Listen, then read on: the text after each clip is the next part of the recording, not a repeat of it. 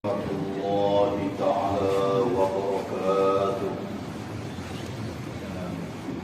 الله أكبر الله أكبر الله أكبر الله أكبر الله أكبر الله أكبر الله أكبر الله أكبر الله أكبر الله أكبر كبيرا والحمد لله كثيرا. الحمد لله الذي أرسل رسوله بالهدى ودين الحق ليظهره على الدين كله ولو كره المشركون. أشهد أن لا إله إلا الله وأشهد أن محمدا عبده ورسوله صلوات الله وسلامه على هذا النبي الكريم وعلى آله وصحبه أجمعين. أما بعد، فيا عباد الله، أوصيكم وإياي بتقوى الله فقد فاز المتقون. وتزودوا فإن خير الزاد التقوى wattaqu ya ulil albab.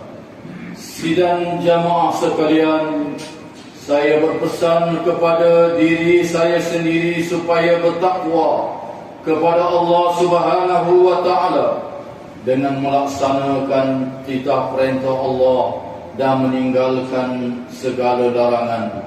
Berbekallah, sesungguhnya sebaik-baik bekalan itu ialah takwa kepada Allah Subhanahu wa taala. Satu-satunya bekalan yang boleh kita bawa untuk bertemu dengan Allah Subhanahu wa taala.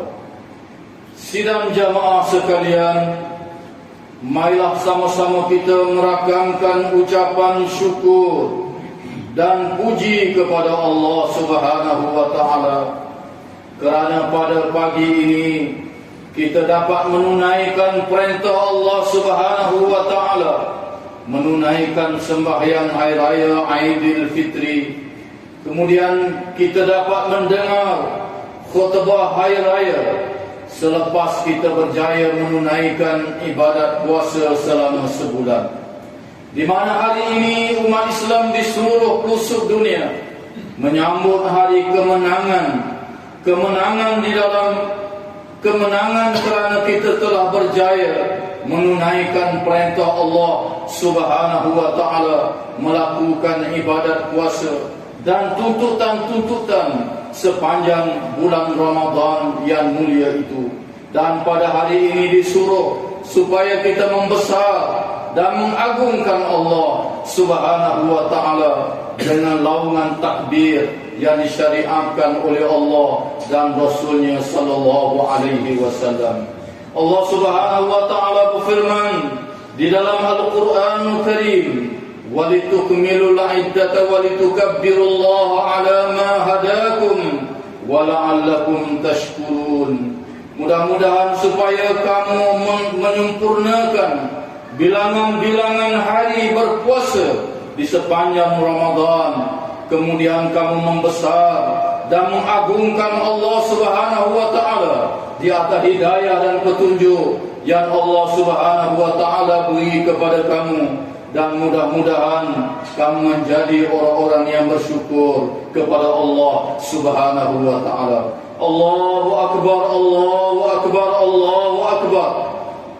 Alhamdulillah, pada tahun ini kita berjaya menunaikan puasa Ramadan selama 29 hari.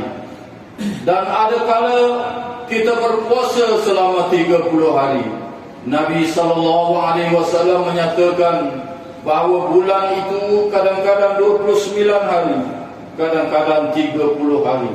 Ramai di kalangan kita menjangkakan hari ini kita masih lagi menunaikan ibadat puasa. Tapi alhamdulillah, Allah Subhanahu wa taala sudah memberi hari kemenangan kepada kita pada hari ini dengan kita membesar dan mengagungkan Allah. Dasar yang diajar oleh Nabi, sumu li ru'yati, berpuasalah dengan melihat anak bulan. wa aftiru li ru'yati, berbukalah, berhari rayalah dengan melihat anak bulan. Apabila anak bulan kelihatan, sama ada hari yang ke-29 ataupun hari yang kalau tidak dapat dilihat anak bulan, hendaklah kamu menyempurnakan 30 Ramadan. Kemudian kita menunaikan ibadah hari raya pada hari yang 1 Syawal. Allahu Akbar, Allahu Akbar, Allahu Akbar. Allah Subhanahu wa ta'ala memerintah kita supaya kita membesar dan mengagungkan Allah pada hari raya ini dengan kita melaungkan takbir, membesar dan mengagungkan Allah Subhanahu wa ta'ala. Bukan sahaja hari ini kita mesti membesarkan Allah, bahkan sepanjang hidup kita, kita mesti membesar dan mengagungkan Allah Subhanahu wa ta'ala dengan lidah-lidah kita. Dan hendaklah kita memasukkan kebesaran dan keagungan Allah di dalam jiwa dan sanubari kita, supaya di dalam hati kita dan sanubari kita yang paling besar dalam kehidupan kita ini ialah Allah, perintah-perintah Allah Subhanahu wa ta'ala. Kalau inilah yang ada dalam sanubari kita, itulah dia orang-orang yang bertakwa kepada Allah Subhanahu wa ta'ala, yang menjadi matlamat dan objektif daripada ibadat puasa yang difardukan oleh Allah Subhanahu wa ta'ala. La'allakum tattaqun, supaya kamu menjadi orang-orang yang bertakwa kepada Allah Subhanahu wa ta'ala. Allahu Akbar, Allahu Akbar, Allahu Akbar. Di sepanjang hidup kita, Allah lah yang paling besar, mesti ada di dalam sanubari kita. Barulah kita menjadi orang yang taat dan patuh kepada Allah. Dan inilah yang ingin ditanam sepanjang Ramadan yang lalu, di mana kita diperintah supaya menunaikan solat berjamaah, diperintah menunaikan sembahyang tarawih, diperintah supaya kita memperbanyakkan tadarus Al-Quran, diperintah supaya bersedekah, diperintah supaya menunaikan zakat, diperintah dengan berbagai-bagai perintah yang sebelum daripada Ramadan disyariatkan. Masuknya Ramadan dilipat gandakan pahala-pahala amalan-amalan yang disyariatkan oleh Allah Subhanahu wa ta'ala tersebut, dan disuruh supaya kita meneruskan ibadah-ibadah ini, ibadah-ibadah membesar dan mengagungkan Allah ini selepas daripada Ramadan, sehinggalah kepada kita bertemu Ramadan di tahun yang akan datang. Itulah sepatutnya menjadi disiplin kita selepas daripada Ramadan. Selama sebulan kita diperintah supaya membesar dan mengagungkan perintah Allah Subhanahu wa ta'ala.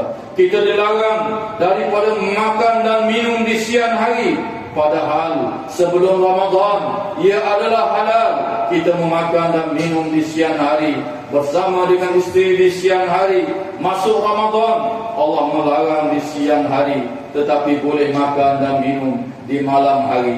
Walaupun dia adalah perkara yang harus, makan nasi dan seumpamanya harus sebelum Ramadan, tetapi Allah mengharamkan di dalam bulan Ramadan kita mematuhinya. Maka begitulah selepas daripada Ramadan kita mesti menjunjung segala titah perintah Allah. Apatah lagi perkara yang awal-awal lagi sudah diharamkan oleh Allah Subhanahu wa ta'ala, maka hendaklah kita menjauhkan daripada kehidupan kita, dan kita mendekatkan diri dengan Allah dengan melakukan kepatuhan dan ketundukan kepada Allah Subhanahu wa ta'ala. Selepas Rasulullah SAW memberitahu kelebihan Ramadan yang baru berlalu, Nabi mengatakan, man shoma ramadhana imanan wa ihtisaban ghufira lahu ma taqaddama min zambi. Barang siapa yang berpuasa Ramadan dengan penuh keimanan,